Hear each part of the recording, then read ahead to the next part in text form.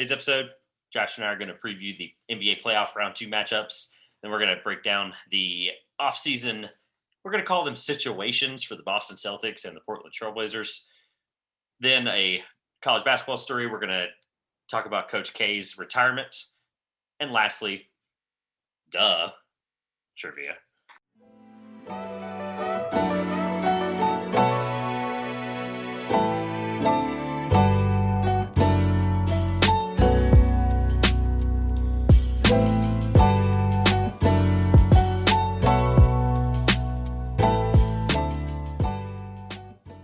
Welcome back to the 2-Pointers podcast. I'm Josh.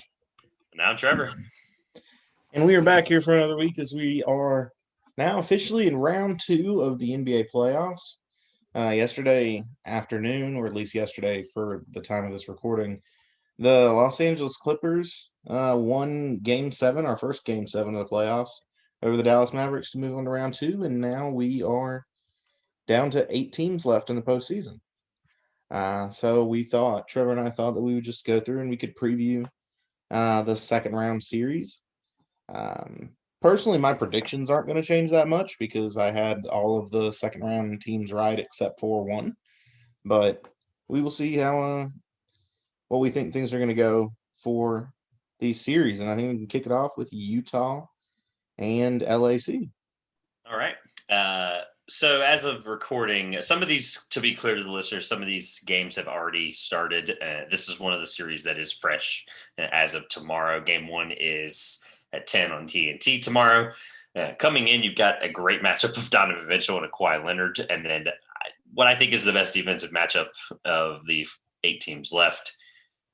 And I've told Josh before we started, we can spend very minimal amount of time, because at the end of the day, our predictions aren't drastically being swung. Now that we have a full picture of both these teams, however, the series is going to be tough for both teams. It's going to be a defensive battle. And I think I still have Jazz in 6, as much as Kawhi is right now playing at an all-time playoff level. But at the end of the day, the Jazz are just going to be that consistent, great defensive team that we think they're going to be. And I don't think round 1 was a sign of the Clippers being necessarily a weak or a bad team. I think it was more of just showing the testament of how good Luka was. My thoughts, everyone should know if you listen to the podcast, my thoughts on the Jazz. I'm very high on them. I also had Jazz in 6. The Clippers are the more interesting part of this series, I guess to say, storyline-wise, because you've got the stars and Kawhi Leonard and Paul George, and kind of the story for the Clippers, at least finishing out that series, was Kawhi versus the world. He was kind of having to he went out there and took on Dallas by himself and was able to really have his way with Dallas towards the end. Unfortunately for Kawhi Leonard, the Utah Jazz defense is very different from the Dallas Maverick defense. And I don't think that strategy is going to work against a team starting Rudy Gobert in the paint and then is so just well-rounded off defensively from a team standpoint. Yeah, like I mentioned last week, this is going to matter ultimately, but I think this Clippers team is going to be a lot more competitive than this Jazz team is going to realize maybe up front. And what I mean by that is, like I mentioned last week, 37% from 3 in the first round against the Mavericks for the Clippers. Their season average, like I previously said, 41%. Reggie Jackson showed that down the stretch. Batum showed that down the stretch. Morris still hasn't even come into his own yet. They're going to continue to hit shots like they did all year. They're going to make this fun and competitive. I think it's going to be the best series out of the handful in terms of competitiveness. But yeah, no, this is just going to be one of those, if you really just like these two, this is going to be everyone's dad's favorite series because it's going to be defense and a couple of great players on both sides. And it's going to be fun to watch. Yeah, I think the one thing that'll be seen as a bit different, this Utah team thrives offensively when they play team basketball and they move the ball. When they move the ball, very much like the way the 2015 Golden State team would move the ball, completely unselfish on offense and getting it around to the great shooters they have. So while Los Angeles may have to, they would probably be better off, like you said, if you had your Reggie Jackson, your Marcus Morris hitting shots and really supporting Kawhi Leonard and Paul George. But if the Clippers have to rely on Kawhi Leonard playing iso ball every play like they did towards the end against Dallas, I think they're going to be in a tough spot. Last point for me before we can move on to Suns Nuggets is the Jazz going into the series based off first round statistics are averaging 12.3 more points per game or points per than the Clippers. Obviously, that shows that they were just able to take care of the Grizzlies, like we said, after that scare from game one. And they're out rebounding the Clippers by almost 4 rebounds. So, believe it or not, all that being said, I think Mike Conley's still the X factor for the entire series. I think how the Jazz take this series in 5, 6, or 7, like we both agreed on 6, is going to be pertinent on how Mike Conley plays. And I think he's going to be a difference maker on how they control the ball movement, like you mentioned. So as long as he's going to play well, Mitchell's going to continue to give 28 and 5.5 assists and be able to get the job done. If we're throwing out X factors, I'm going to say it's Rudy Gobert. I think he's perennially one of the most underrated players in the NBA, which could be seen by kind of the backlash that Utah got for the massive contract he was given before the start of the season. But he's one of the best defensive players in the NBA in a long time. And because defense often gets overlooked in favor of great offense, he's not rated quite as highly for how important he is on the court. So I think Rudy Gobert will be the X factor in that series for Utah. Or maybe just the key. I don't know what our definition of X factor is. Anyway, Phoenix and Denver. This is really just an interesting matchup that I didn't – if I were looking back at the start of the season, I wouldn't think my Western Conference semifinals would be, it's the Devin Booker-led Phoenix Suns, the Nikola Jokic-led Jamal Murray-less Denver Nuggets. How did we get here? We got here by the league MVP, or soon-to-be crowned league MVP, keeping this series close. One thing I can't go unmentioned as a Lakers fan and first recording since that series has ended. Regardless of shooting struggles, 29% from 3 to be specific. Lakers fans, you know what I mean. The Suns played phenomenal defensive round 1, and I think that's what's going to be the X factor or difference maker. X factor is a player, to be clear on what I definition as an X factor. X factor is a player. Key difference maker or difference definition is what I refer to if something is like going to be a key. They have no one who can stop the Suns guard rotation of Devin Booker, you said already, Chris Paul, who's going to continue to only get better.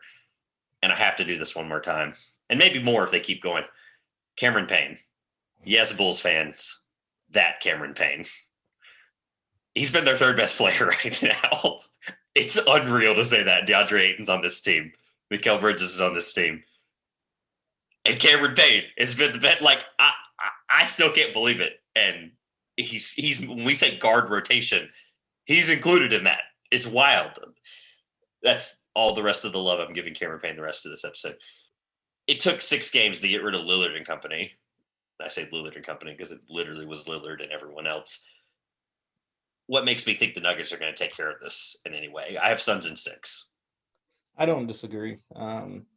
The Nuggets, while I thought they were a well put together enough team to beat Portland, because that series seemed like it was kind of just going to come down to Damian Lillard ended up kind of being on his own because he didn't quite have the help he expected from CJ McCollum. And Nikola Jokic got the support from Michael Porter Jr. and Aaron Gordon. Unless Porter Jr. and Gordon can play incredible defense on guards throughout the series, which I don't expect. I don't think it's going to go that well for Denver. I don't think that they're frankly deep enough this year. Even if Jamal Murray was there, I'm not quite sure they're deep enough to take on this Phoenix Suns team. I think it'll be fun to watch, but I think Phoenix has this one. One final thing to look at is the Nuggets, again, high-scoring series from round 1. I've just taken a couple numbers I think are eye-opening. I don't think they necessarily matter in the grand scheme of things in some cases, but they're averaging 16.8 more points than the Suns because the Lakers, whether they shot well or not, whether they played well or not altogether and somehow led that series as far as it went, they still made it a defensive series. The Lakers are still a top 5 defense. So the Suns were forced to play and be a top 5 defense as well. In that sense, and they showed up big for it. It's going to be a high-scoring series, and to just sure up the point of about Porter and Gordon, what Denver guard's going to play. It would be Jamal Murray, but he's still not stopping Devin Booker. They don't have a defensive guard right now that I'm like, this is the guy we're putting on them. They don't have a Drew Holiday. They don't have a Patrick Beverly, etc. Just 2 examples. And lastly, for me, Jokic can't average 4.5 assists if they're going to win the series. He's having to literally put up 33 and 10.5. MVP level numbers, don't get me wrong, and MVP level carrying through the first round. But 4.5 assists is just not going to do it. The team ball of the Nuggets that got them this far as a 3 seed, which is a very high seed in the Western Conference, isn't going to get this series done against this good of a Phoenix team. All right. That was quick. Western Conference. It's crazy to think I feel like we spent way much amount of time on last episode about, we did a very thorough first round playoff preview at the beginning. Yeah. With Nick, we were in pretty much unanimous agreement that it would be the 1, 2, 3, 4 would move on, and that's what happened. So there's not much more to go off of there. Moving on to Philly and Atlanta. A series so far, and this is one of the ones I mentioned that has not been played, has been played, and we already know a result. So to be clear to the listeners, our predictions have come prior to this game. So anything that you hear the following day on Tuesday, the 8th, is subjective to the fact that these were made basically on Saturday. To recap, anybody that might not have known, the Hawks obviously won 128 to 124, and it was the Trae Young versus Joel Embiid with one knee show. And it was nothing short of exciting. And this series, if it goes as far as it should, 6 or 7, and I'm going to hold my prediction until Josh speaks. Right now it's looking like it's going deep, and Joel Embiid's knee is going to be the difference maker here. It's going to be the thing that changes this series if he can get healthy. And if he's playing as many minutes as he did and scoring 39 on the other day on game 1, this series is not going to go very long because he's not going to be able to hold up. I'm going to disagree partially on the idea that this was the Trae Young versus Joel Embiid on one knee show. I think that statement's a big disservice to Bogdan Bogdanovic, Kevin Huerter, and John Collins, who really all shot the lights out in that game. This Atlanta offense is electric. Trae Young's the best player. Offense goes through him, but he was 11 for 23 from the field. Bogdanovic was 5 of 12 from 3. Huerter was 6 of 9 from the field. John Collins was 7 of 9 from the field. The Atlanta offense all around are stacked with shooters. I think the question becomes, Atlanta has to stop hitting everything, right? At some point they've got to stop hitting everything. Because they've kind of been doing this since the start of the Knicks series. And it hasn't stopped yet. But it's got to slow down, right? I'm glad you said that, because that was how I was going to set up my prediction. So we don't technically entirely disagree. I believe that the Hawks will shoot themselves, no pun intended, shoot themselves in the foot out of this series, because you cannot sustain a 51% field goal percentage, 42.6% three-point percentage, and 95% from the line on over 20 attempts. That's not sustainable. To be clear, Philly did shoot better from the field in game 1 than Atlanta did. They shot 54%. Because Joel Embiid scored 40 points. 39. I knew you were going to say that. Close enough. What I mean by that is Joel Embiid was doing everything he could. It was an all-around great game for both teams. Nobody really shot particularly poorly, obviously, because it was 128 to 124. What I think is going to matter is what you saw in the last 2 minutes when Philly had to fight when they were down too far back. People are going to see this as a 4-point game, and they're like, oh, that game was kind of close. It really wasn't until about 3 minutes and 40 seconds left, when Ben Simmons got in about 3.5 minutes, got 2 steals, a couple of deflections, a block on the other end, and then Thibault had a point in the game where he had a steal. Tobias Harris had to jump into the passing. They were playing like the defensive team they should have played in the first, second, and third quarters. And I think that's why I still ultimately have Philly in 6. It literally, my little asterisks here, just making sure that this is on record. Joel Embiid's got to either heal and they've got to win a game without him.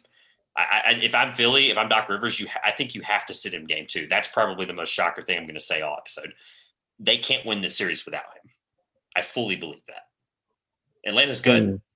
If he's going to score 39 points on one leg, I feel like his performance looked like he was better than we thought.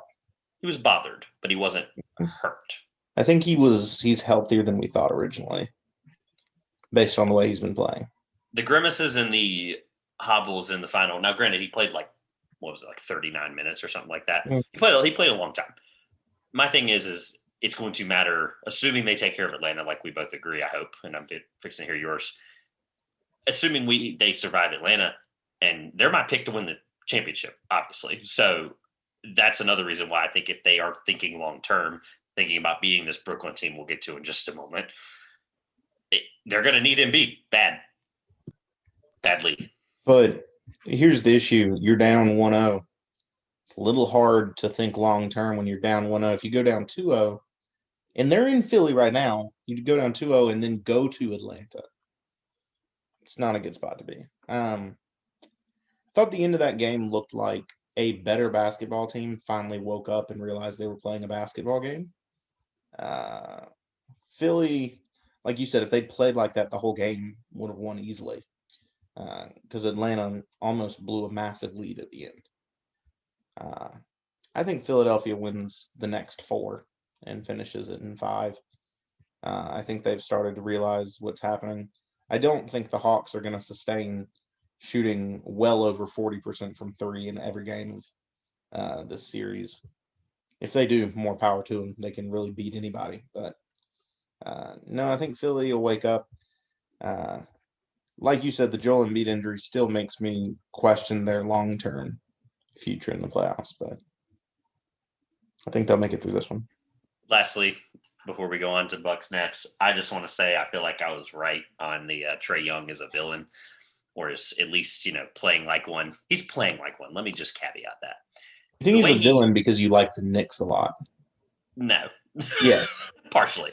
No, what I mean by that is the way he acted in the Garden, the way he portrayed himself was really exciting. I think the NBA kind of needed a little bit of it. The playoffs are always like that. They're always fun. And there's always somebody that's like that, right?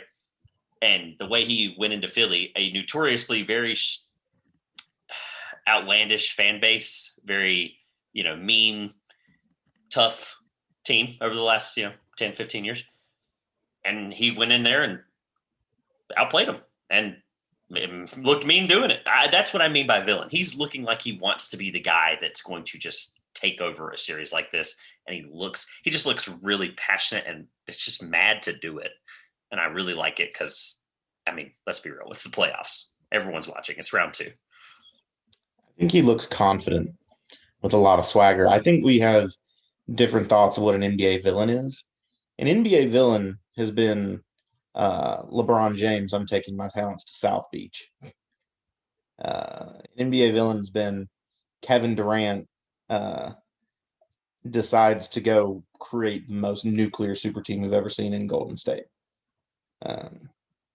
Trae Young telling New York Knicks fans who've been hurling insults at him for 2 hours to shh after he hits a dagger is not a villain. That's fair. What do you got for Brooklyn versus Milwaukee? What don't you have? Well, if we were previewing this before it started, I'd sound very different. So, yeah, this is, by the way, one that we're probably going to change up. Narrowly beat Milwaukee in the first game. James Harden's hurt in the first minute. Really poor performance by Chris Middleton in game 1 for Milwaukee. Poor in game 2 as well. He's being destroyed on Twitter, to be clear. All I've seen from game 2 is that it's looking like a blowout right now with Brooklyn in favor. I will say the thing that I didn't expect from Brooklyn that I am seeing is the support. The team is a lot deeper than I thought. Even if they aren't deep and they look like they're a deep team, they're getting a lot out of them. A big reason they won against Milwaukee in game 1 Blake Griffin and Joe Harris were amazing. Like, they are so much deeper than I thought. Like, if Blake Griffin and Joe Harris are going to play like that, and Milwaukee's not going to like play up to their potential as a team, and Brooklyn could roll over everybody. And maybe I've really underestimated how well this Brooklyn team, that's kind of a lot of cobbled pieces, can cohesively fit together like in the playoffs. Just think a month and a half ago, they had LaMarcus Aldridge. I'm just going to say it because you beat around the bush. Blake Griffin catfished all of us and Detroit. And here we are. Blake Griffin just dunked on the reigning defensive player of the year and all over Giannis. Just made him look like he was an eighth man on a 20-win team. Like, just made him embarrassed. And like I said, I don't necessarily think this team is deep. I think it's not. I think in a playoff series where we played 3 or 4 rounds in the finals, and you're playing against a Suns team, possibly, or a Jazz team that is deep, that is actually a deep rotational playoff team. I think it could come back to hurt Brooklyn if it matters in the middle, 2, 3 quarters. What I think is going to matter ultimately is what we've been saying since James Harden was traded. We as an NBA collective community, that it's James Harden, Kyrie Irving, and Kevin Durant. Brooklyn was looked at as a really strong team before Harden even got thought of being there, right? And we were like, oh, it's KD, Kyrie. Give them a chance if KD's even close to, I used to say 90%. I said 90% when we started this podcast. And KD's not 90%. He's 100%. He's 100%, yeah. Yeah, and it's as scary as we thought it would be.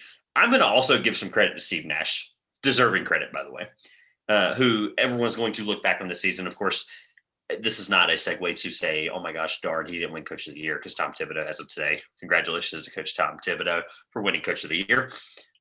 Nash has responded perfectly to every defense the Bucks have thrown at the Nets. Before I finish that statement, it is 70-103 with 9 minutes left in the fourth quarter as of recording.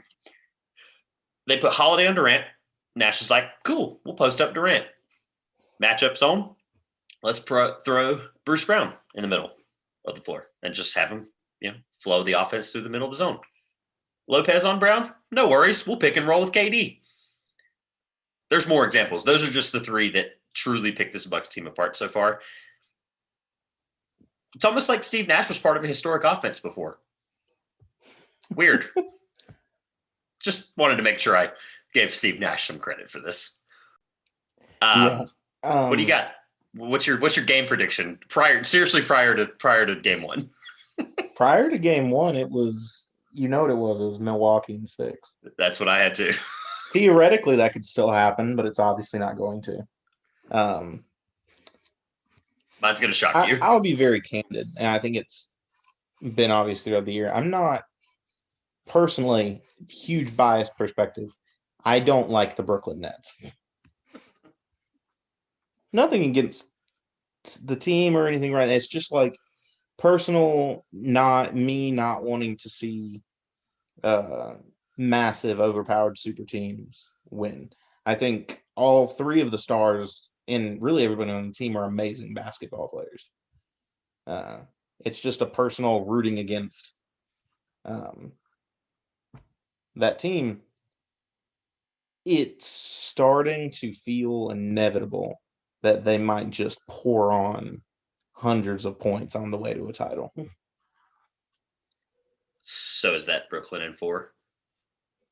Or 5? I don't know. Whatever. Brooklyn's going to win. I have Milwaukee in 7. Now?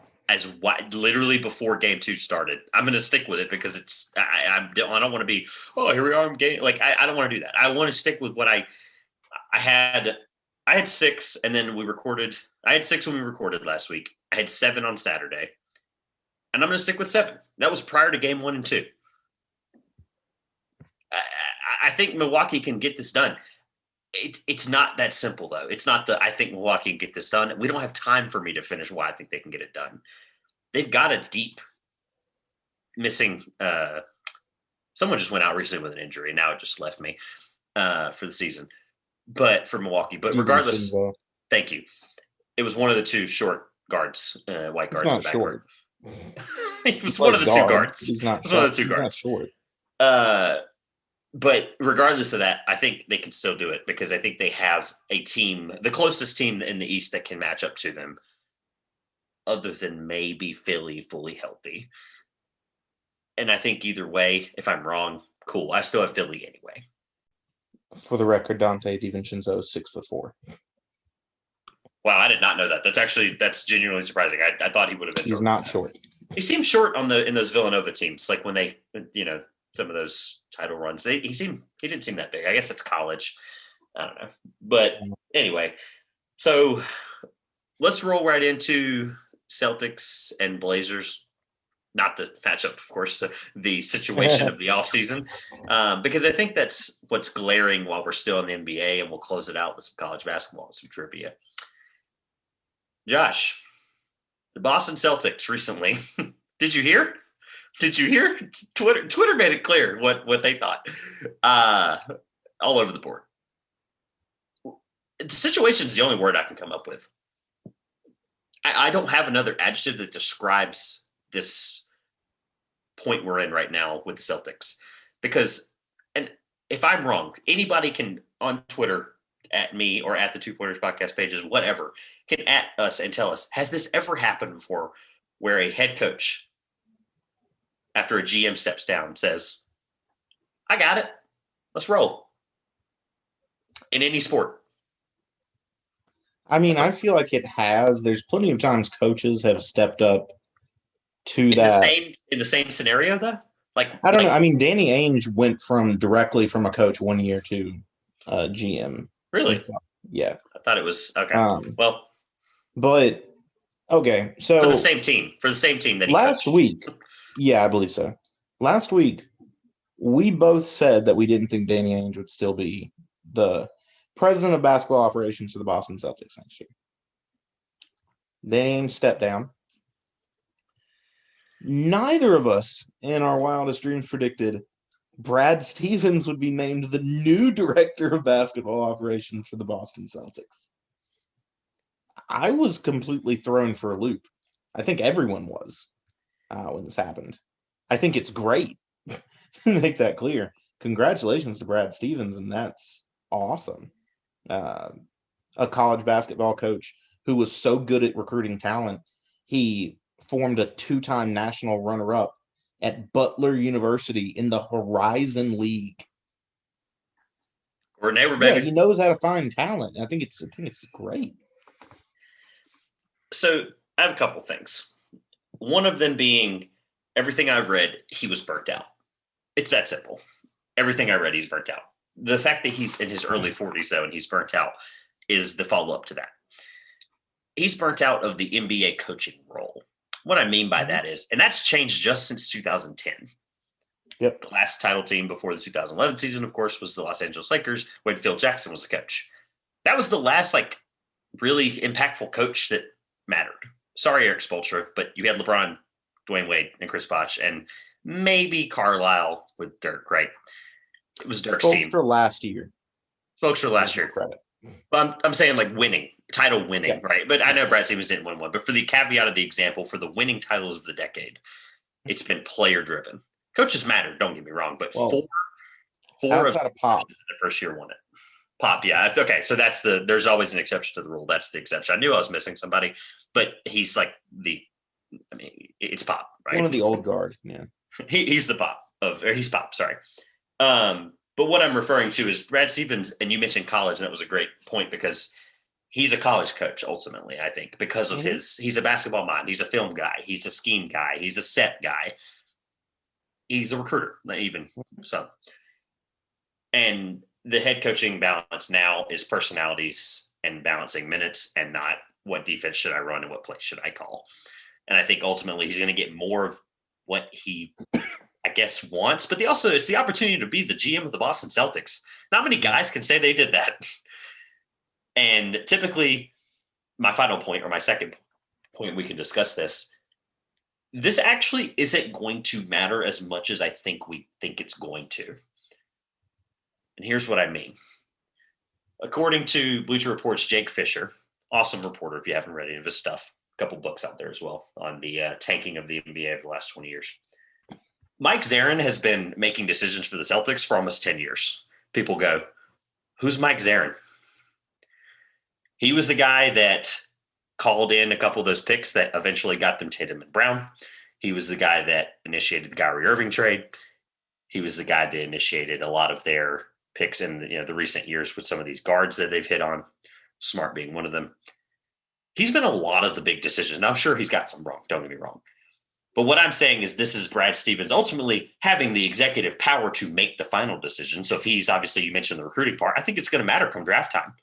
They're going to see a guy and he's going to be like, yeah, he's going to do his due diligence like he did in college. And he's going to take a guy that he thinks is going to make them successful. But Mike Zarin's been the one kind of masterminding this whole Celtics ordeal here over the last 10 years. And I don't think it's going to change the drastic landscape of how the Celtics are ran and orchestrated, but I think that's just interesting to know if that's not known. So my big thing with why I made such a key point in saying Brad Stevens created a 2-time national runner-up in the Horizon League. Brad Stevens, when you think about the draft, he gets up there, he'll get his choice of anyone he wants. In free agency, it's not as much like that. He's not going to necessarily have the pick of anyone he wants. It looks a lot more like recruiting. I mean, they're paying the athletes and how much money you can offer, which will drastically vary from team to team. We'll play more into that in professional basketball. You are going to have to recruit team player for your scheme into your team. Brad Stevens knows how to find great value where nobody else thinks there is value. He clearly did that. How Gordon Hayward ended up at Butler University and is now an NBA All-Star in his 9th or 10th season. Clearly, Brad Stevens knows how to find value in great players where people don't think it is. You have to give him credit for Marcus Smart, too, and on the pro level. You can't just give him college examples. He's done it on the pro level, too. And so I think Brad Stevens is going to do very well at finding talent on minimum deals or for cheap money that are going to play big roles for the Celtics team. I hope that's what he can do. I think he has an opportunity to really do that. And it's really those moves that look small when the news breaks. I think it's a lot of those moves that may look very small that end up having some of the biggest impacts. And I think Stevens has the opportunity to do that. We'll be able to look back on this episode and we'll be able to see what free agency looks like when we record that exciting free agency episode that Wednesday, my return from vacation. Sorry, listeners. Now let's address the other elephant in the room in the Celtics front office room is who, of course, is going to replace Brad Stevens. Josh, you mentioned to me prior that we can't really, at the end of the day, it's coaching. We can't really speculate. But I am at least going to, I told you I would tie this all together. And there are plenty. I think we're at actually a really good point in coaching, guys who are out there that aren't, your Doc Rivers who are in their north of 60 and have been doing it a long time range. There's not a lot of those guys left. There is this nice caveat mix, I caveat this by saying there's a nice mix of guys that are in their Brad Stevens age or even younger, right? A lot of former players. And here's what I'm going to tie it into. People, I think, are overthinking the Celtics gig. We have a friend who's a Celtics fan who was like, who's also a Carolina fan. They want to keep it in-house, whatever. It's the Celtics. It's a big role. It's a big deal. It is. Let's not overthink it, though. In my opinion, what the Celtics need is they need a experienced former player, and here's why. Based on the way that Jason Tatum and Jaylen Brown are developing, they are guys that you're in a player empowerment league. You're going to want guys. That's what we're going to transition to. You're going to see more player coaches that are successful. And I'm going to name a few that I think are great. Are you specifically saying they need a former Celtics player? No. Because most coaches are former pro players. Most of them are. You'll see what I mean. So no, I don't mean Celtics. I'm not sitting here like KG's got to come. No, I'm not doing that. That would be wasting our time. Ironically, the first one is a former Celtic. However, he was a Celtic on the 2008 title team. He's the backup point guard, Sam Cassell. Why I bring this up is some of these guys are experienced and deserve this shot. Sam Cassell, of course, is his current 76ers assistant and former backup point guard, of course, like I said, on the 2008 team. For some of these younger fans that might not know who he is, a guy we watched growing up a lot. Chauncey Billups, that we'll get to in a moment as well for another candidacy. Current Clippers assistant, Finals MVP, played for a lot of great coaches in his career, Larry Brown being one of them. Jerry Stackhouse. And this one is going to deserve some explanation because you're probably scratching your head. Do you know where Jerry Stackhouse coaches right this moment? I actually did not realize it. Vanderbilt University. That's cool because I didn't know that until doing the research for this podcast. I knew that there were some qualified guys out there, and I started looking into a deeper list that might deserve some recognition. He is further down the list because he just signed his contract, or he just, a couple years ago, 2019. But Juwan Howard has been linked to a lot of NBA head coaching candidacies. I actually think he's really low on the list too because of what he's building in Michigan as a former Wolverine. I think what he's doing already so far is successful, and he's continuing to build as the college game changes. We'll get to that in a couple of minutes. And then lastly, one that gets thrown on every time because he is a former player, point guard, leader, Mark Jackson. I think he gets a lot of crap for being a bad coach. I don't think he was a bad coach. I just think he was not. It was bad. Wrong place, right time. Right place, wrong time. Whatever that may be. And here's how I'm going to tie it all together, because I think this needs to be said. What is the one thing that all these guys have in common? Other than being players. Other than being literal forward players. I don't know. They're qualified African-American candidates. And that's something that the Celtics need to be at least culturally aware of, need to be fundamentally aware of, because they took Brad Stevens, didn't even hire for the GM role, didn't even try to apply for, or open candidacy. And it needs to be said. All these guys are worthy and deserving. And that's just 4 that I plucked off of 1, 2, 3, 4, 5 that I plucked from my research. I think it should be Chauncey, but I think he probably ultimately ends up in Portland. We'll get to that in a moment. I mean, I wholeheartedly agree with that point. When you're looking at Boston, a place in pro sports that has long had accusations of fans making racist comments, I'm not trying to paint Boston fans as a whole. But, I mean, Kyrie Irving was just talking about it prior to heading back to Boston. And thinking that he was going to be met with racist comments from Boston fans. I think, like you said, that cultural awareness, and like you said, by not really interviewing anyone, just promoting Brad Stevens, which, I mean, he already knows the team, and I understand it makes sense. Yeah, I think it would be good. I'm not sure who the Celtics are going to hire. I have no idea, really. I know whoever they're going to hire is going to really need to know they want that job, because it is arguably, if not the hardest coaching job in the NBA to take. It's not a lot of patience from Boston fans in any sport, really. Losing isn't accepted in the city. It's called Title Town for a reason. Losing is not accepted.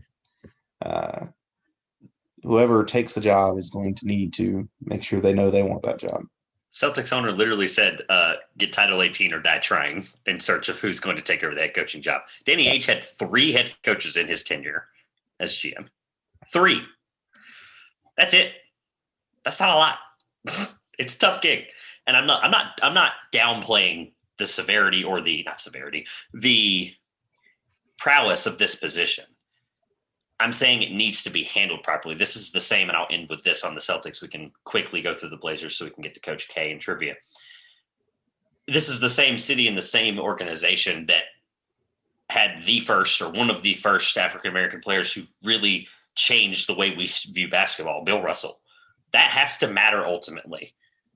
And this head coaching hire, or at least this head coaching search, and that's the key word, this at least search should be addressed and talked about in the right way. And I think these 5 guys, and I'm not going to spend forever on Portland, because these are some of the 5 guys that I would still have for Portland as well, since Jason Kidd has backed out of any job.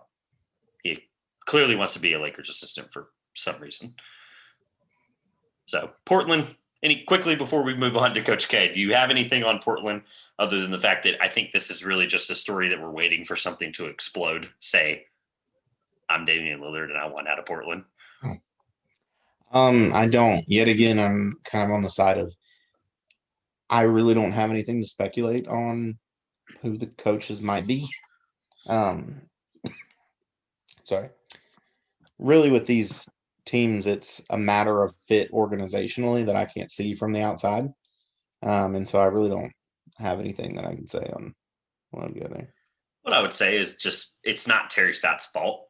A lot of people are going to probably maybe sort of kind of look at it that way, but he was very well received and loved by Portland fans and by Portland people and by people on Twitter and people everywhere. He was really, really well loved and respected, more than I actually think I probably noticed and realized in his tenure there. What I think, here's what I, as a person who now talks about the league, as well as someone who is a fan, here's what I got out of this, because I think it is deeper than Terry Stotts just being gone. We need to be aware that this could seem just like a coaching fire, that we're going to find the guy and keep going. And Lillard has had his opinion out there, right? Lillard's been very clear. He liked Kidd and he liked Chauncey. That's it. So we have on the record superstar point guard that is one antic away from possibly leaving. But you mentioned it last week, and I have to give you credit for this. He feels like one of the few loyalty guys left in the league, and he's showing that with this head coach search. What I think we need to be aware of is this could be the first domino to fall, where 9 months from now, because it could be, halfway through the next season where they're like at trade deadline getting rid of Damian Lillard, this could be the very first domino we look back on and go, that was what started a full rebuild in Portland. And it's not far-fetched. It's just the fact that what happens to Damian Lillard, we don't know. So at least had to be mentioned. Obviously, one last point for both teams. These decisions will not be made quickly. Portland will probably be made somewhat quickly. Boston, don't be shocked if it's like August or maybe right before the draft, like 2 weeks before the draft. Give the guy time to help, talk to Brad Stevens. But I really think this takes a while. Yeah, like you said, I think my last point is I think one of the biggest mistakes that's made at times is teams will hire a coach without maybe talking to the players as much. It's a massive mistake to hire a head coach without the support of your team's leader or captain. In Portland, it's very evident who that is, and it's Damian Lillard. The player who has the locker room behind him, which is Lillard in Portland, he has the locker room. He's the leader. They're going to follow him into wherever he leads. It's a partnership that not only the GM, the owner in Portland have to want to take part in the partnership with this coach. They need that Damian Lillard to also want to take part in partnership with this coach that they bring in if they want to be successful going forward. And so I think that's going to be key. I mean, it's like you said, if they were to bring in a coach that Damian Lillard didn't want to play for, it would probably be the straw that broke the camel's back to him wanting to leave Portland. So moving on, one last piece of coaching news. The biggest news coming out of college basketball this week is the announcement that Mike Krzyzewski will be retiring at the end of next season.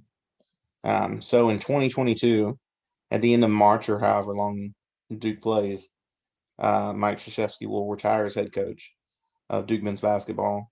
And John Shire the head assistant at Duke University, will take over as head coach. Trev, what was your reaction to the news last week? A couple things. But first, I'm going to give my dad a shout out.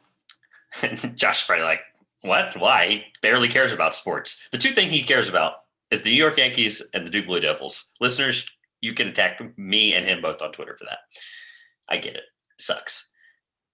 Worst nightmare for Josh as a Carolina fan and a Red Sox fan. He called this like 6 years ago that it was going to be one of two people internally. One of them being Capel, who the buyout at Pitt would have been just way too much, in my opinion, and Shire. That's it. I was really surprised when it came up. I was like, I literally texted him. I was like, you were right. Like, this is one of those situations where they had every ample opportunity. It's Duke. It's Carolina. It's UCLA. It's insert big blue blood team here. Kentucky. There's the other one. And they went with John Shire. So ultimately, it's the same rotation carousel of these big franchises that we've now talked about multiple times, where you want to keep it internal, or you want to build from begin, because it's going to help build a legacy of the same franchise. Like it's I'm not surprised. I really want to say I'm shocked. Jay Wright wasn't going anywhere. Tony Bennett wasn't going anywhere. XYZ next guy's not going anywhere. Like, I can't think of any more right now off the top of my head. Regardless, doesn't matter. I'm not shocked. I'm shocked at the timing. I'm a little surprised at the timing too. I would have expected. I just find I've always thought the announcement of a retiring at the end of a season, forthcoming before ending the year, is just a weird situation for the players.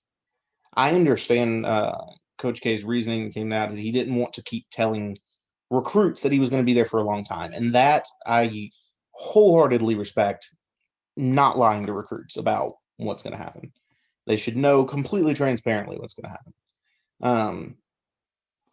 As for Shire, I wasn't shocked at all. Shire would have been, prior to Capel leaving, I would have thought it would have been Capel, like your dad said.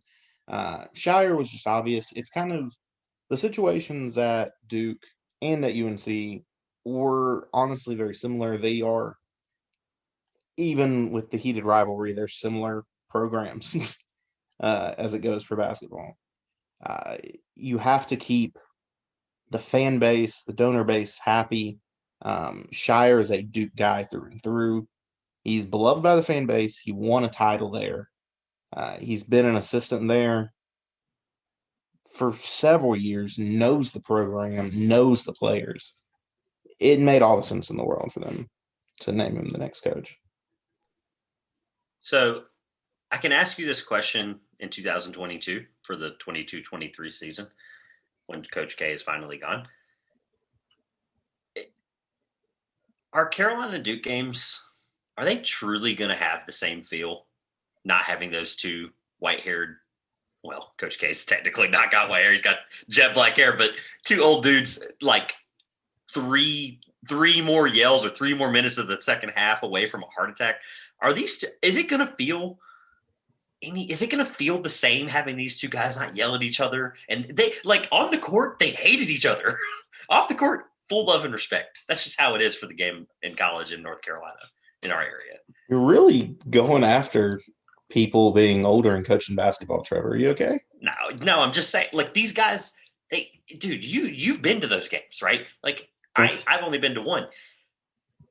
These guys, like, it is like that building. There is an atmosphere in either one of those buildings. Cameron being obviously 9,000, people packed in a sardine can, is going to feel obviously a lot more of an atmosphere than most places. But regardless, these two guys, like, it feels like somebody's going to break into a riot at some point, because these guys, like, these teams are so matched, and these teams are so historically, it's the greatest rivalry in sports, and I don't think it's even close. I will die on that hill.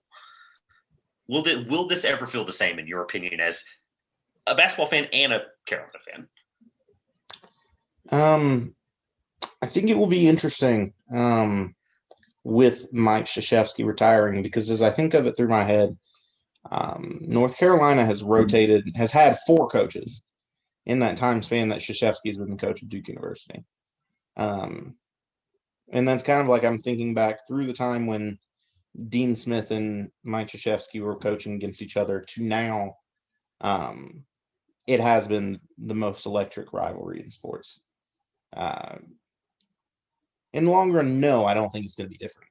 At the end of the day, you've got college campuses separated by 8 miles. 8. 2 of the best college basketball programs historically of all time. Only 2 schools with more national championships are UCLA and Kentucky. The part of the rivalry that makes it, like, so tense, the atmosphere so ready to explode, is that it is these two lasting brands and fan bases that kind of transcends through time as the names and the people change. But the rivalry and the close basketball games continue to stay the same. It'll be different. It's definitely going to be weird. But I think that, the rivalry is always going to keep going forward. I'm excited as someone who's a local of the Triangle area of Tobacco Road. It's going to be awesome, like you said, regardless. It's just that first game back where it's not those two on the sidelines. I'm sure it's going to be talked about plenty, but it's really cool to see both teams hire internally and hire from the ground up and build that legacy again. Mm-hmm. I'm excited. I'm really stoked after seeing UCLA do well in a year where Kentucky and Kansas didn't. Another blue blood that's coming back. These two are going to come back full force again as well, and it's going to be awesome for a long time. Deep down, as a State fan, of course, I hope they both fail. But regardless, I'm happy. I'm excited. All the love and respect in the world to Coach K. We can roll into trivia whenever you're ready. Congratulations, because we haven't said it yet, and I wanted to finish with this.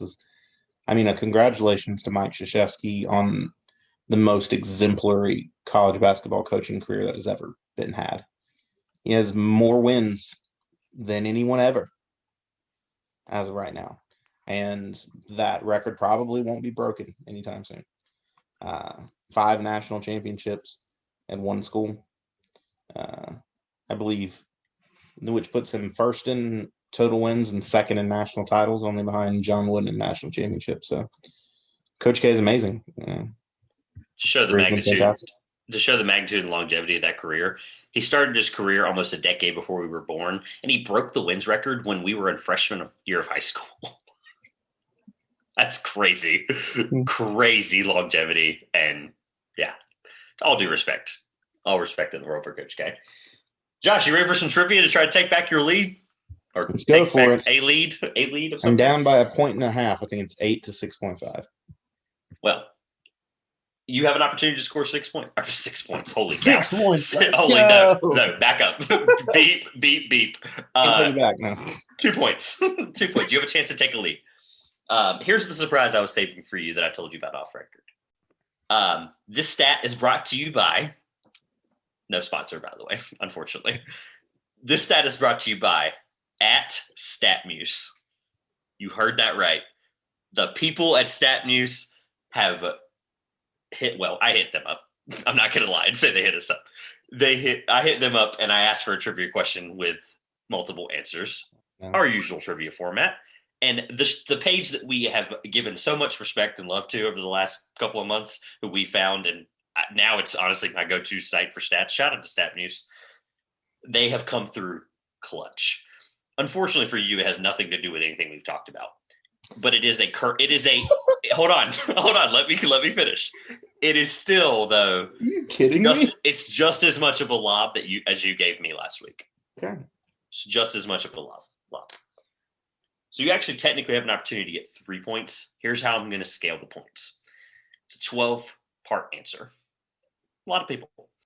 6 points, or 6 of the 12 gets you 1 point. 10 of the 12 gets you 2. All 12 gets you 3.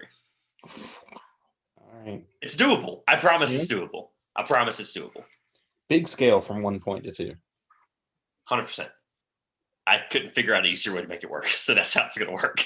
10 is doable, I promise. I think I got 10 just based off, I really think I could have gotten 10, even with the brain fart last week. No excuse for that.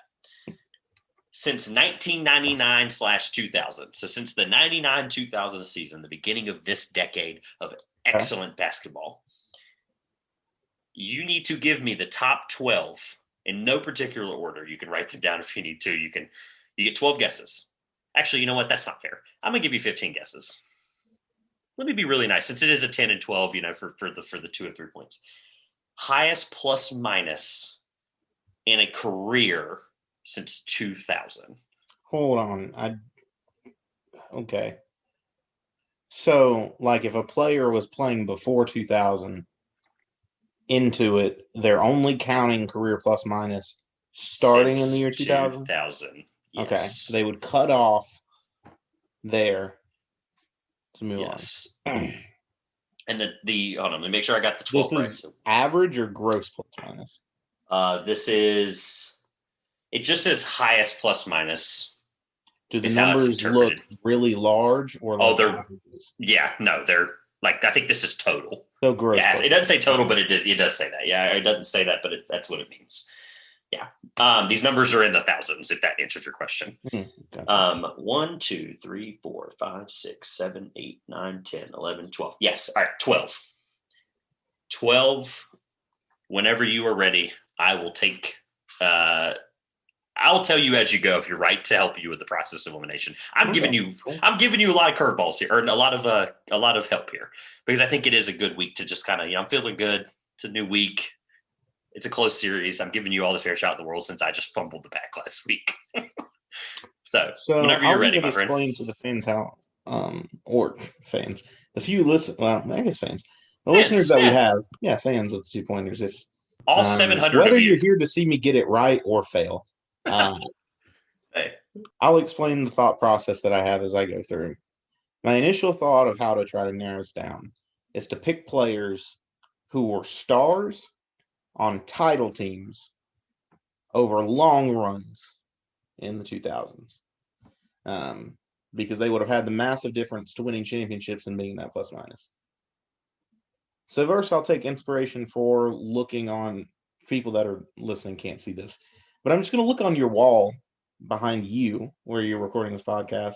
One day this will be visual and people can see this lovely backdrop of my Kobe Bryant. I didn't mean to spoil that. I'm sorry. It just has Bryant all over it, and I'm going to say Kobe Bryant. You are correct. Kobe Bryant was 12th.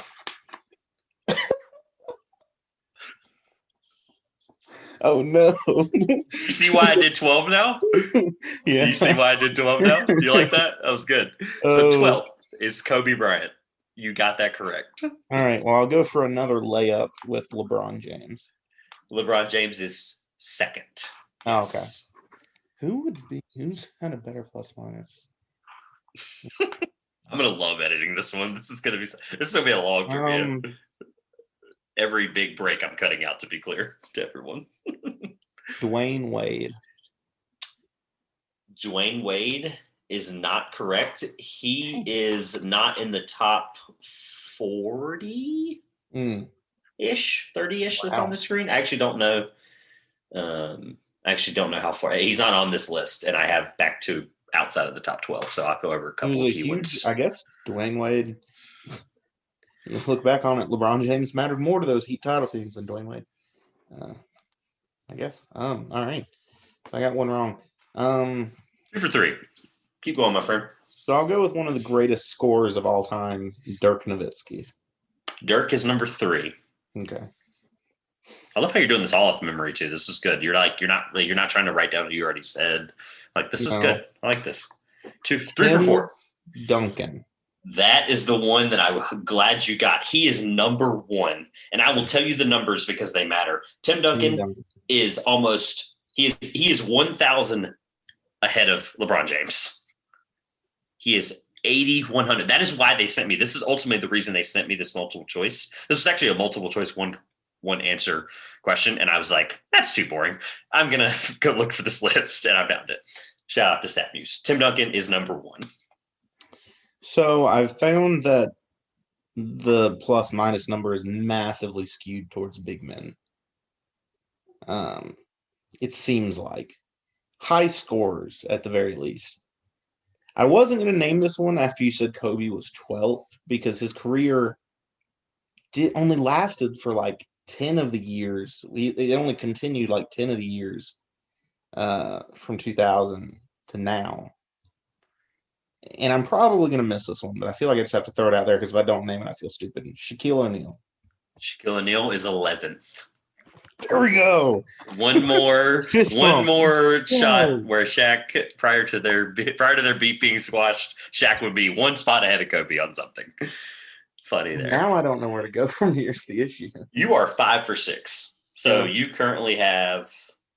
You need one more to get the first point, right? Is that what I said? Yeah, 6, 10, and 12. Got it. And I gave you 3 extra guesses. So 12 is not doable, obviously. Well, yeah, it is because you got a couple extra guesses. But regardless, you're still on pace to get this all correct. Go right ahead, my friend. No timetable on trivia, of course. I'm the one that's torturing myself. This is where I think it gets harder. I feel like I've hit all the kind of the easy ones. Gosh. Let me tell you this. You were closer on winners than you were on big men. Yeah, I kind of was figuring. I started to realize that it's probably more on scorers. I'm going to throw this out here because every stat about him is insane, so it just wouldn't surprise me if this guy's on the list and say Steph Curry. Steph Curry is. He is 1, 2, 3, 4, 5, 6. He's 7th on the list. Yep. And interesting to note that he is the fewest amount of games played. Actually, no, he's not. Shaq was 752. You were correct about how Shaq was still in that list, but he was very low amount of games played. Steph is 762 games played. And he is, what did I say, 7th? 7th. Mm-hmm. Yep. You are on a roll, my friend. Dwayne Wade's the only one, and that's a great guess, by the way, but his plus minus, historically, I think is actually a lot lower than a lot of people think. So, I just feel like going back to one of those 3 Boston Celtics players that were the stars in the 2008 NBA Finals team is one of them. The issue is picking which one, because I feel like it's probably not more than one. And since Steph Curry was right, I don't want to. See the conundrum you're in. And I'll tell you this, just to make this even more difficult. You are right. There is one Boston Celtic on it of the 3 that you're thinking, and it is one of those 3. So Good luck. 1 in 3 chance. I have the intuition. I feel like I'm between 2. Go with your gut. Don't overthink it. Ray Allen. Wow, that is not the one I thought you were going to say. No, Ray Allen is not correct. I can't tell you. I almost said it. So you could waste another guess, or you can. I think I know the other one, but I think I know it, but I'm going to come back to it. You're going to pickpocket it, or you're going to put it in your back pocket. Yeah, I'm going to come back to it. All right, so 1, 2, 6 for 8. So you officially have 1 point. I feel like this is another throw it out there, but there's one player who played like all of the years from 2000 to like 2020. So I'm just going to go with longevity. Vince Carter. That's a great guess. And Vince, I swear if he's 13. Is not correct. He is also not on this list. Dang. He was a role player for a lot longer than I think you and I both thought. Yeah. He was a role player from basically 2010 on. Mm-hmm. Basically 2009 on. No, Magic season. Yeah. Being a guy that played for the entire 20 years. Got to be productive in that 20 years, though. True. That was a very subtle hint. Very subtle. Is there another guy who played for the whole 20 years? I'll say this. There's 2 gimmies left. Is what I would say. 2 like what I got. 2 that I would clown you for like you did last week to me. Because Grayson got me good last week. Grayson clowned me last week. Shout out to Grayson for that. Oh, I feel like I probably should have said this earlier. He hasn't won a title, but he's been productive a lot. Is Chris Paul. Chris Paul is. He is 6 on this list. So productivity. Is that one of the gimmies you were talking about? Yes, it is. Okay. I will tell you that. I am giving you every lob I can. Yeah. I don't feel bad about it, though, because you are 1, 2, 3, 4, 5, 6, 7 for 1, 2. You are 7 for 10. Did I miss? Yeah, I missed 3. 10 is still in play. Yes, 10 is still in play. You gave me 15 guesses, so 12 is still in play. If I get the next 5 right. Yeah, true. I don't think it's going to happen, but if I did get the next 5 right. Be optimistic. Yeah. Go ahead. Kevin Durant. I'm so glad I did give you hints. Kevin Durant is on the list. He is 10th. Because he played. Tell me the numbers on. I have left.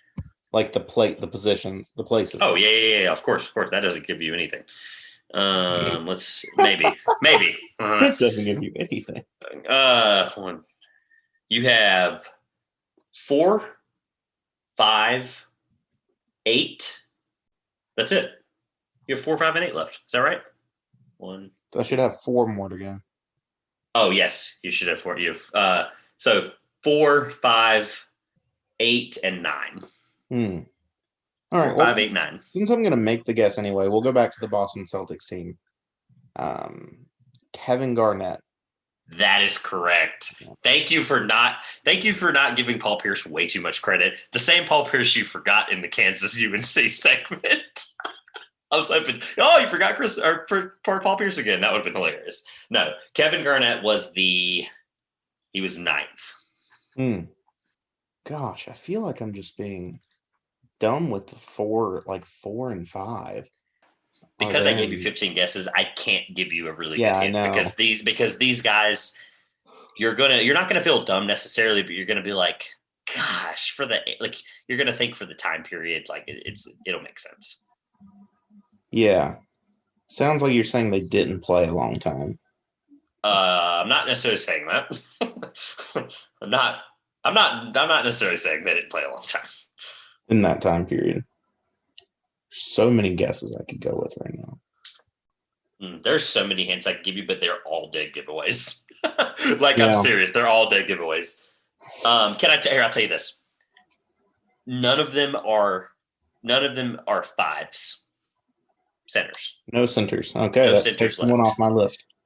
No centers. So 4 through 1. I at least wanted to give you some of a layup, So I'll say to everyone who I might have guessed before he gave me that hint.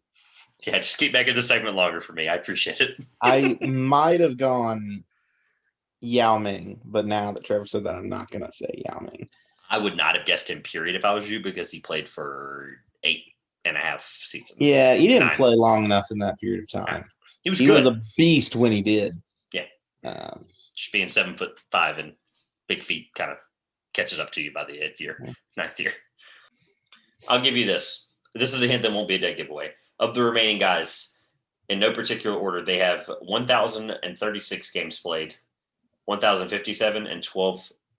I'm sorry, not 12,000. Sorry, 1036, 1057, and 1254 games played. I'm not looking anything up. I'm just getting calculated. No, you're good. I'm gonna have to start. Stop watching you, because at this point I feel like you're eventually going to get it. So eventually I'm gonna have to start a mini stopwatch in the top right corner of my screen. That was more pressure, than you probably thought that was, because I was. You're adding up the games. Oh, I'm figuring out when they were drafted, roughly. Wow. Okay, that's deep. I know they were drafted. They would have to have been drafted before 2010. Just for the sheer volume of this stat, that probably was a dead giveaway. Steph Curry, I think, was the only player on this list that wasn't. Yeah, well, I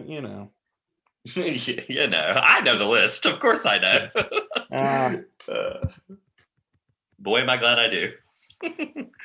Because these are the 3. Bingo. This is why I'm not giving you hints. Steve Nash he is 8th. 2-time MVP. It's kind of a shame I didn't say it earlier. Nash, yeah. Nash is 8th. Believe it or not, 10 and 12 are both still in play, correct? Yes, they are. Okay. You're 9 I feel like there's one 12. more big man that isn't a 5. Because you specifically said. I feel dumb for giving you 15 guesses. There's no 5. Yeah. Wait, I've only got 2 left. So I got 10. So I got 2 points. You're correct. I recounted. If I get these next 2 correct, then I get 3 points. And you really let me take a lead in trivia. Yeah, I did think this was a semi-hard question, at least a little bit. Don't worry. 12 is hard. Don't worry. I mean, really hard if you didn't give me 15 guesses. Thank you for the 15 guesses. You're welcome. No more hints. But by the way, I have ammo. Don't worry. StatMuse. This is not the only StatMuse gave me. Oh, okay. Or only question. I have multiple weeks prepared of homework that I don't have to do for weeks at a time. Carmelo Anthony. You were on a roll, and you are no longer 4 for 4. You are now 4 for 5 in that last 5 there. Anthony is not correct. That's a good guess. Carmelo was productive, but I will tell you why he's not on this list at all, actually. I'll take my last guess, and then you can just tell me who the last 2 are. Mm-hmm. Wow, I've got nothing, actually. Come on. You got to get. Hey, since you're not going to get so you can't get perfect anymore, correct? I would have been perfect, but I can't get all 12 now. I can give you a hint. They're both guards. Mm-hmm. So there was no more big man thing. They're both guards. Because I'm going to just give you hints because now the points don't matter Yeah. because you can't get 12. Are they still playing? No. Neither of them are still playing. One of them played for your team. What? I love it. I'm glad that we're to this point where I can give you free hints.